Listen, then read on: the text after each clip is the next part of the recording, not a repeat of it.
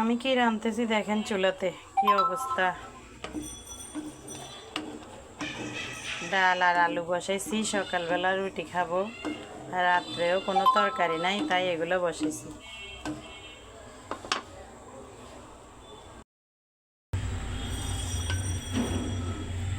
ডালের তরকারি হয়ে গেছে, ডাল দিয়ে আলু দিয়ে একটা তরকারি বানাই ফেললাম, বাগার দিয়ে দিছি।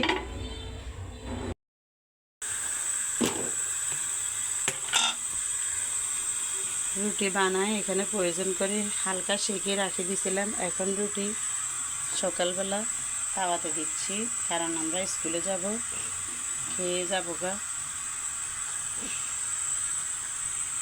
আব্বুর জন্য একটা চা বানাচ্ছি, ডায়াবেটিসের চা। এদিকে আমাদের জন্য চা বানাইছি।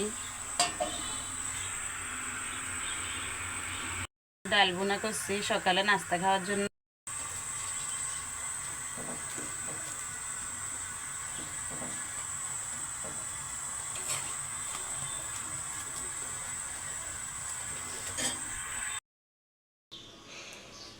এতে ঘি